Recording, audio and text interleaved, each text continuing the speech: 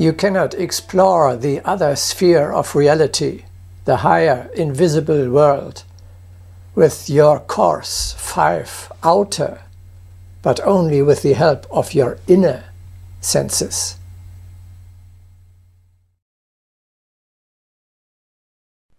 One must cultivate subtlety of the senses within oneself, so that through the earthly din, the supermundane manifestations can be heard. One should learn to perceive the supermundane light with closed eyes.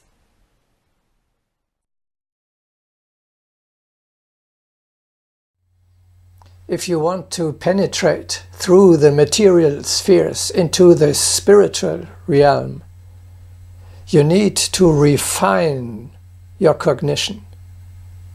That is, to make it receptive for manifestations, for parts of the reality which are more subtle than those which you can see with your eyes and touch with your hands.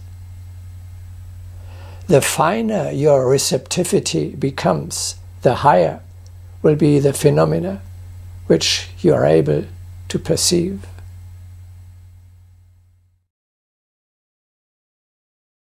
When gross methods are replaced by subtle ones, the spirit will possess sensitiveness of perception.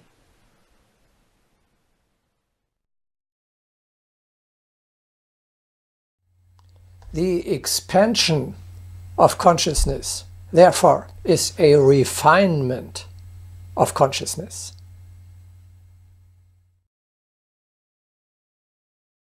The warrant of the broadening of consciousness lies in the development of sensitiveness.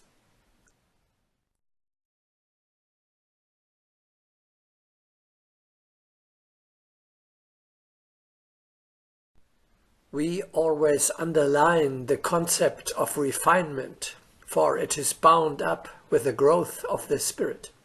Realizing refinement of thought, we all must command ourselves to move with evolution. Then every day becomes a conquest.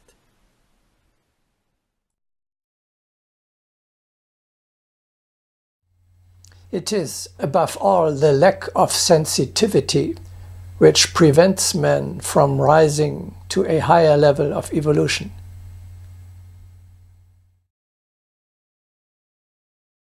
The ignorant show prejudice against everything not perceptible to their coarse senses. Man must realize and feel all the subtle sensations.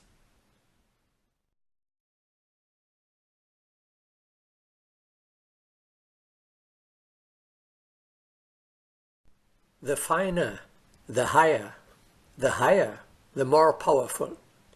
Nothing holds back evolution so much as coarseness of receptivity.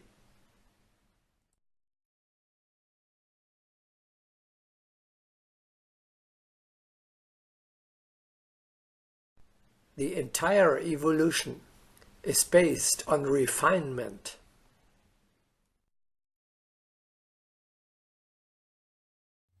You can refine your sensitivity infinitely.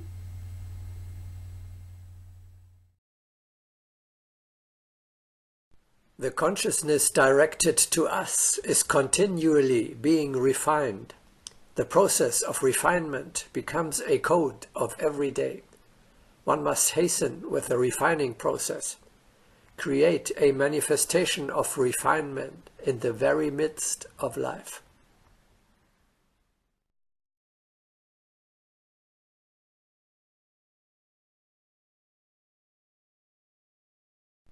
Humanity must strive to subtle sensations. All beautiful forms of cosmos are built upon the subtlety of sensations. All refined feelings create refined forms. Humanity can refine its sensations in infinity.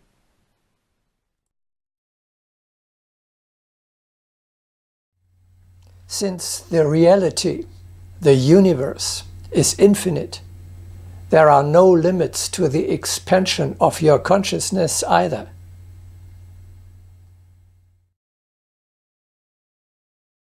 One can develop within oneself a continual learning, which is important not as a cataloguing of facts, but as an expansion of consciousness.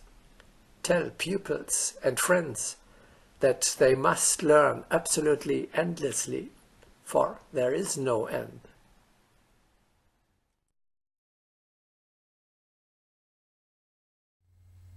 The broadening of consciousness, like any other expansion of our abilities, is a process of work and experience, not of ecstatic rapture.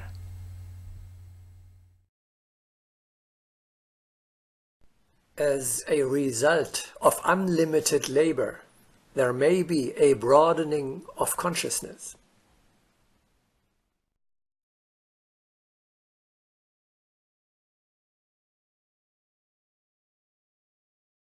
We call the human consciousness our garden, where grow the fruits of labor.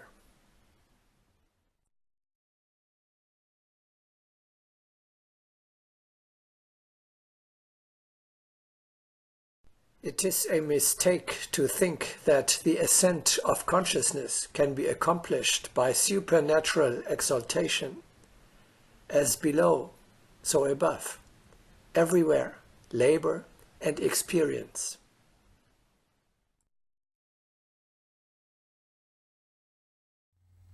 In fact, it is governed by the principle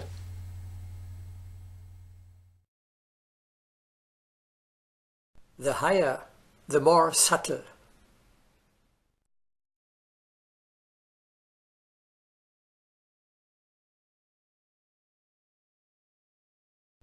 Permit the use of all sources, and the one who grasps more will gain more.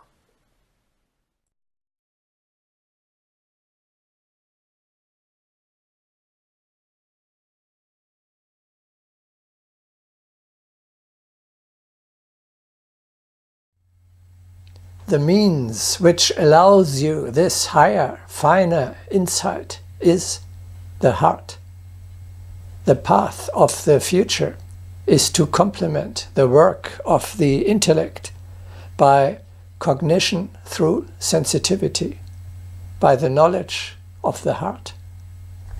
Agni Yoga is the yoga of the heart. Let us listen to what Saint-Exupéry says in The Little Prince. One sees clearly only with the heart. What is essential is invisible to the eye. Allow this sentence to melt on your tongue. Are you aware of its immeasurable significance? The essential, that what really counts in your life, you can neither see nor touch. You can only grasp it with the help of your heart. Similarly, the living ethics teach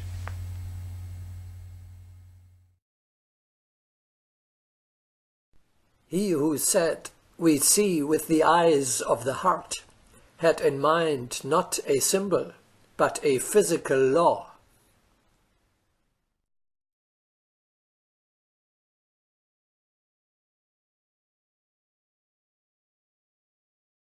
Long ago we spoke about the eyes of the heart. Indeed, man sees through them and hears with the ears of the heart. How could we exist without such senses?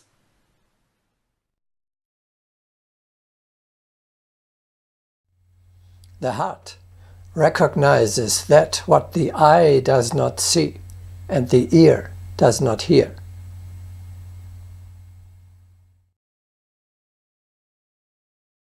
Though the eye did not see, nor the ear hear, yet the heart has already sensed.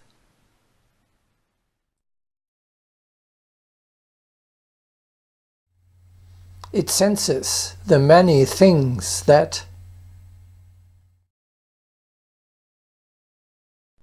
can be unalterably sensed, but cannot be calculated by physical measurements.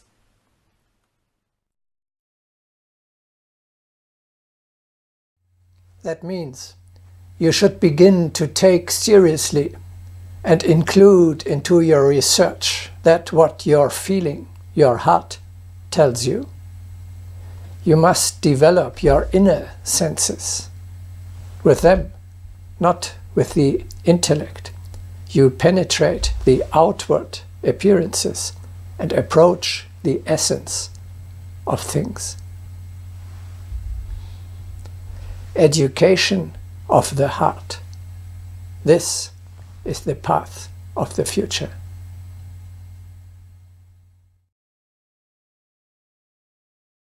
Truly, only the language of the heart can convey the essence of existence.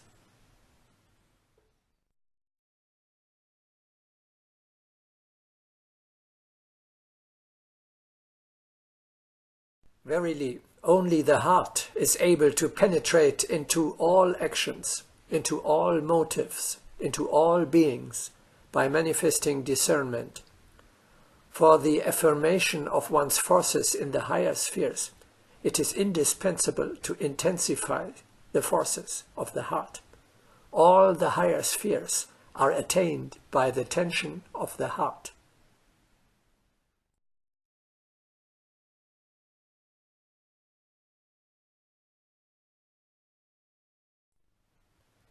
There are a few seekers of truth who, even in their earthly state, can penetrate to the real essence of things. For cooperation with us, one must learn to see with the eyes of the heart.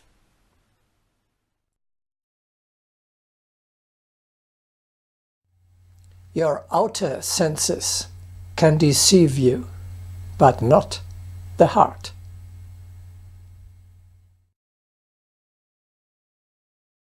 The eyes and ears can be deceived, but nothing can delude the heart. I see with the heart, I hear with the heart, and nothing impure will touch the heart. For the sword entrusted to me is kept sharp.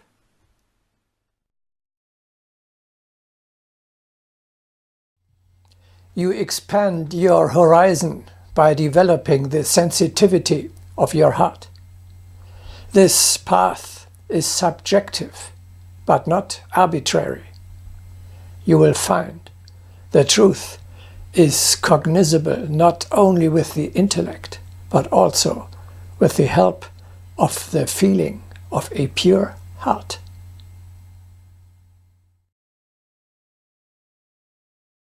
Be able to find in your heart the truth of turning to the one light. The ability to hear the voice of the heart already leads to the truth.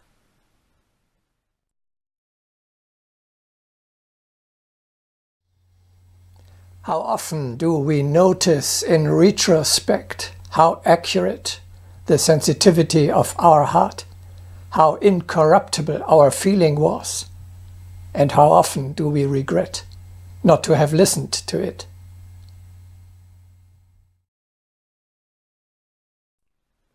Ask an intelligent person what has most often warned him of danger and protected him from making mistakes or deviating. An honest person will say, the heart, not the brain or the intellect.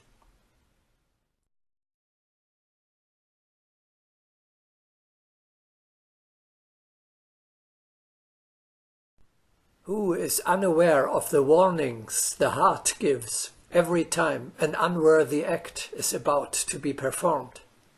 Often people force the heart to be silent. This is a grave crime.